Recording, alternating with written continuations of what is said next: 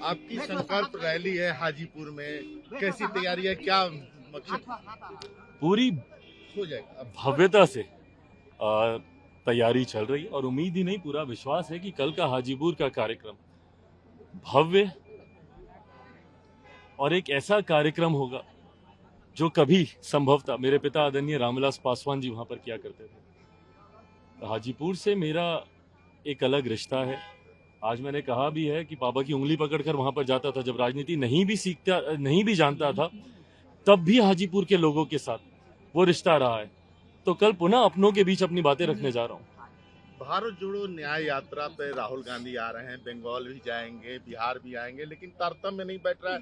TMC अलग, उससे अलग हो रही है अपने आप को। यहाँ कोई जदयू और आरजेडी के लोग भी उतने उत्साहित नहीं है। और मायावती जी ने आज अकेले चुनाव लड़ने की बात कर ही दी है। तो ऐसे में इंडिया अलायंस के लोग आपस में तो पहले लड़ लें। प्रधानमंत्री मोदी से लड़ना तो बहुत दूर की बात है, पहले आपस में ये लोग लड़ लें, आपस में ये लोग तय कर लें कि भैया कौन कहां से चुनाव लड़ेगा, उसके बाद ना एनडीए गठबंधन से लड़ाई होगी। हकीकत है ये अलायंस ज्यादा समय चलने वाला नहीं। राहुल जी ने एक पहले भी यात्रा की थी, उस यात्रा का भी परिणाम हम लोगों ने देखा। वो यात्रा जिन जिन राज्यों से संभवतः जिस विधानसभा से होकर गई, वो सीट तक भी ये इंडिया अलायंस के लोग बचा नहीं पाए।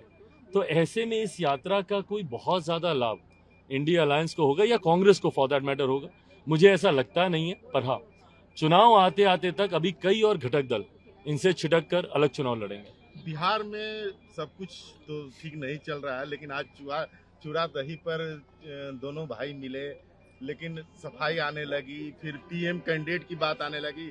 जदयू के लोग कहने लगे कि पीएम कैंडिडेट हैं, और जबकि कन्वीनर का पोस्ट उन्होंने लेने से मना कर दिया, ये बात आई।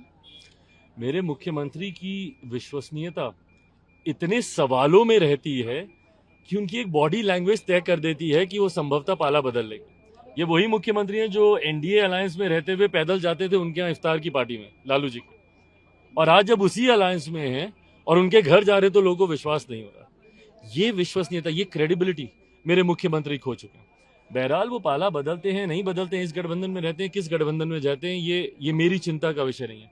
मेरी चिंता इस बात की है कि बतौर मुख्यमंत्री जो उनकी प्राथमिकताएं होनी चाहिए वो उसको पूरा नहीं कर रहे। बतौर गृह मंत्री जो उनकी कार्यशैली होनी चाहिए वो उसको पूरा नहीं कर रहे। ऐसे में ना बिहार की जनता अब उन पर विश्वास रखती है, ना उनके घटक दल उन पर विश्वास रखते हैं। संयोजक पद इतना मांग कर जब उनको मिला तो ठुकराने के अलावा उनके पास और विकल्प क्या था? Thank you.